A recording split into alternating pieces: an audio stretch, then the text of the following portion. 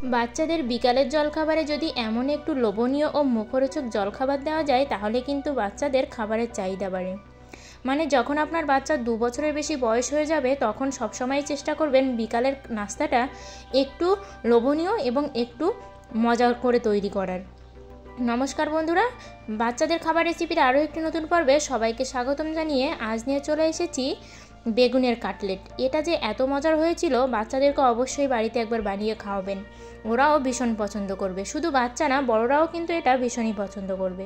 শুরুতে আমি একটা মশলা তৈরি করে নেব, আর এই মশলার জন্য আমার এখানে লাগছে পেঁয়াজ বাটা, রসুন বাটা, জিরা বাটা আর ধনিয়া বাটা। আদাটা বাসায় ছিল না তাই আমি দেইনি, আপনারা চাইলে আদা বাটাও দিতে পারেন।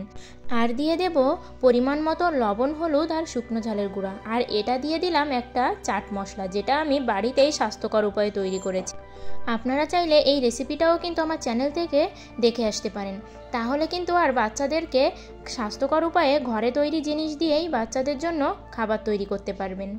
এবার আমি কেটে রাখা বেগুনগুলোকে এই মশলার ভিতরে খুব ভালো করে মাখিয়ে এভাবেই আমি 10 মিনিটের মতো রেখে দেব, তাহলে এই মশলাটা কিন্তু বেগুনের ভিতর খুব ভালো করে ঢুকে যাবে। এবার আমি একটি পাত্রে একটা ডিম নিয়ে নিলাম। এখানে আমি মুরগির ডিম নিয়ে নিয়েছি, তবে মুরগির ডিম নিলেই কিন্তু এটা বেশি ভালো হয়। আর নিয়ে নিয়েছি টোচের গুঁড়া। আমি ব্রেড ক্রাম্ব হিসেবে সবসময় টোচের গুঁড়াটা ব্যবহার করি, আমার মনে হয় এটা কিন্তু অনেকই ক্রিস্পি হয় এবং খেতে ভীষণ মজার হয়। এবার এই মশলা মাখানো বেগুনটার উপরে আমি এরকম মশলার এক একটা স্তর তৈরি করে এক একটা করে নিয়ে আমি ডিমের ভিতরে ডুবিয়ে নেব, আর ডিম থেকে তুলেই এই টোচের গুঁড়ার ভিতরে দিয়ে দেব। ঠিক এইভাবে টোচের গুঁড়ার ভিতর দিয়ে আমি এপাশ ওপাশ করে ভালো করেই টোচের গুঁড়াটা মাখিয়ে নেব। এভাবে আমি এক এক করে সবগুলোই তৈরি করে নেব। আর এখানেই আমার প্রিয় বন্ধুদের বলতে চাই, আমার ভিডিওগুলো ভালো লাগলে অবশ্যই লাইক করে কমেন্টে আপনাদের ব্যক্তিগত মতামত জানাবেন, আর আমার চ্যানেলটি সাবস্ক্রাইব করে পাশের ঘন্টাটি বাজিয়ে অল অপশানে সেট দিয়ে রাখবেন। তাহলে আমি যখনই নতুন নতুন মজার মজার ভিডিও আপলোড করব তখনই আপনাদের কাছে নোটিফিকেশান চলে যাবে। চলুন এবার এগুলো ভেজে নেই। এবার আমি কড়াইতে পরিমাণ মতো তেল দিয়ে নিলাম, আর এটা কিন্তু খুব বেশি ডুবো তেলেও আপনাদের ভাজতে হবে না। আমি ঠিক পরিমাণ মতো তেল নিয়ে এক এক করে সবগুলোকেই ভেজে নেব। আর একটা কথা সবসময় বলবো, এ ধরনের স্ন্যাক্স আইটেম আবার বাচ্চাদেরকে সবসময় দেবেন না।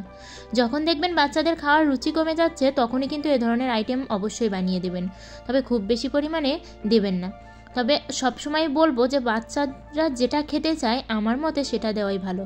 আর একটা জিনিস খেয়াল রাখবেন যে বাচ্চার খাবারে পুষ্টিটা দিতে পারছেন কিনা। সবসময় মাথায় একটা চিন্তা থাকবে যে বাচ্চাকে যে খাবারই দেবো না কেন সেটা তার ভালোও লাগবে, আবার তার খেতেও ইচ্ছে করবে।